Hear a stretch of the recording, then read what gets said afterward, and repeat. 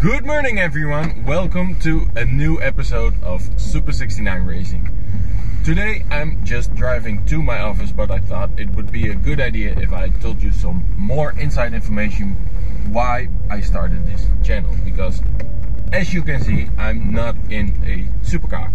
I don't own a supercar, I haven't owned a supercar, and I'm not planning on owning a supercar anytime soon in the future. And that is because I don't see the point in it. I really like a car that's quick, that's nice to use every day, but I don't need a car that can go 300 kilometers an hour to go just to my office. Reason for that is that I tend to drive a lot. When I'm not on my daily job, that is, I'm a salesman, so I'm quite some time on the road, which I think is a great part of my job. But when I'm not on the job, when I'm in my free time, I tend to drive quite a lot as well. Last summer I drove this little VW up to Sicily in the south of Italy, and from my home that was a journey back and forth from around 7,000 kilometers. That was quite something to do, and a lot of people thought I was crazy for doing it, but I really like it, and I like to do stuff with cars that other people don't especially do with them. Is this my dream car? No, of course it's not. It's small, it's very economical, and for that I like it, but when I'm driving it, I don't necessarily think that it's, well, an awesome machine or something, because quite frankly it has a lot of flaws. When you're driving on the Autobahn in Germany and you're driving 140 kilometers an hour, you can pull up to, let's say, 180, because this is the 75 horsepower car, and when it's a bit hilly you can use the downhills to your advantage, and you can easily get it to 175 kilometers, and that's doable, but that's not something you would like to do for hours, because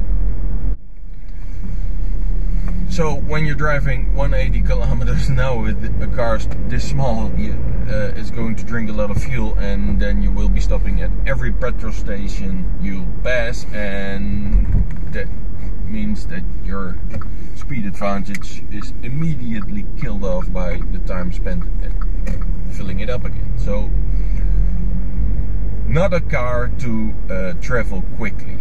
I would like a car after this that can do that, and in the past I owned cars that were a little bit more track focused. I have to say some were really track focused.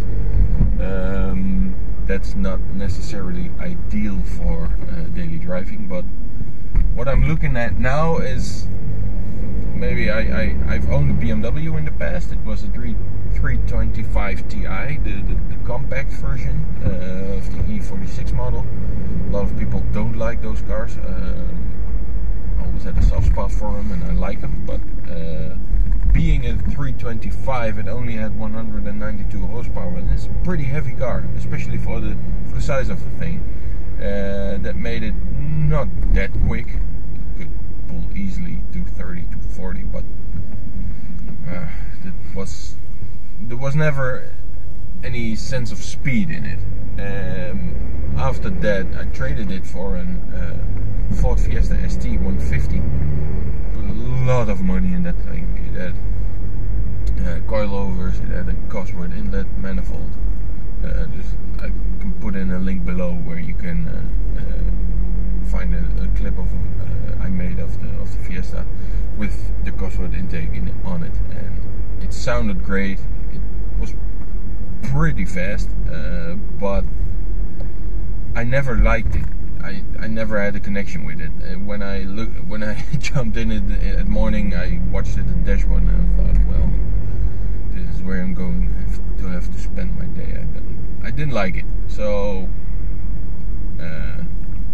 had a good couple of months, so I thought it's time to realize a dream, and then I bought a Honda S2000. But because I was only a student back then, I didn't have unlimited funds, so I could only afford right-hand drive cars, which are not ideal in the Netherlands for daily driving, but it was my daily driver, and I drove it for around 40,000 kilometers in 1 year. It was an epic machine. The noise it makes when you hit VTEC and when it goes to 9,000 RPM, it's awesome. It really is, and I would like to own one again in the future, but not as my single car. I would like it as a second or third car, because, well, being so focused, it has a lot of flaws. The biggest one is that it's not that quick. People who are going to tell you that an S2000 is a lightning fast car, it just isn't. When you're on the German Autobahn, for example, and you're cruising at 180 and you want to go up to, let's say, 220, 240, it takes forever. It just doesn't want to. And I had it once at 245 kilometers an hour, but as a traveling car, it's great. I had an early AP1 from '99. It had the stock 16-inch wheels, and if anyone who's watching wants to buy an S2000 on 17, 18 or 19-inch wheels, I'm gonna say you're mad and stupid for doing so, because it just ruins the whole characteristics of the car. The car needs small wheels. It's pretty funny, because there are now people going to put in the comments that the Honda AP2 facelift version, and AP2 in the United States and for us in Europe, it was just a facelift. It still had the Manic F20C engine in it, and not the F22C put in the United States. But we had a facelift, and it came with 17-inch wheels. And why did Honda do that? Because of demand of customers. They said 17-inch looked better, they would like them better, but the engineers who designed the car always said, if you want the full driving experience, buy it with the 16-inch wheels, or put them on afterwards. It costs next to nothing, because nobody seems to get the point of small wheels already, but put on the 16-inch N-case and the Bridgestone Potenzas. The combination of those two, it's just great. You have the limited slip differential in the back, the sublime 6-speed manual transmission. It's just a very special car, but for me it was flawed, because it being right-hand drive, being my only car, I didn't have a hardtop on it, so in the winter it was well, not comfortable, to say the least. I could see the leather not holding up properly because of the cold and the moist that got into the interior. The rubber sills on the windows and on that closed the windows on the hood, they were wearing out. But when I looked around to replace them, I only got a heart attack. Every single component on an S2000, I'm sorry for that, is just really expensive. There are no cheap parts available. It needs 7,500 kilometers servicing for me that was every 2.5-3 months. It's just silly to service it almost every 2.5-3 months.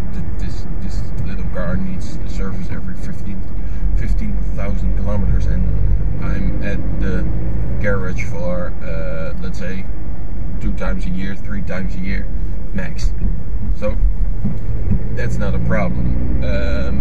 But the S2000, it kind of was. So I switched jobs, and I needed a small car that could transport me from Enschede to the other side of the Netherlands. And that's that's where the Toyota Aygo came in. Biggest mistake I ever made.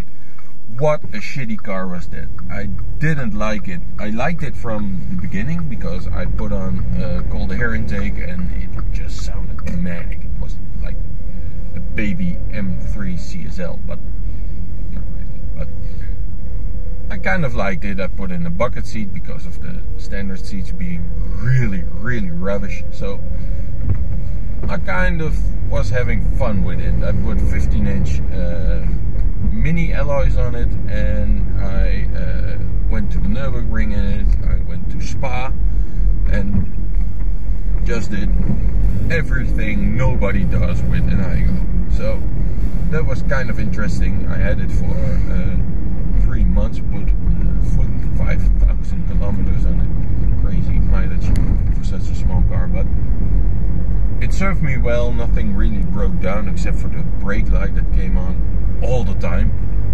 That was kind of annoying, but I didn't like it, and I thought it was time to buy something a bit faster. So I bought a Smart Volvo Brabus. It had the Toyota, Mitsubishi 1.5 MIVAC turbo engine in it, and it was a great car. I put on a decat pipe and cold air intake, and it transformed the car. Cold air filter, not exactly the best of upgrades. You heard the turbo blow off and it whistled a bit. That was nice, but the engine ran more smoothly with the stock air intake, so I wouldn't recommend that. But the decat pipe made an enormous difference. Turbo spooled up at 2500 RPM, and the sound the thing made, it was just astonishing. The pops, cracks, bangs, everything. It was quite an experience. It almost felt like a small Evo, and well, while not being the best car put together to be put together, it was a nice driving experience. It had a decent suspension, but there were quite a lot of things about to break down on it, so sold it off for the VW up, and I've been enjoying this for pretty much half of a year and really like it, and I will continue to do so, I think, because this car makes money. More on that on another time.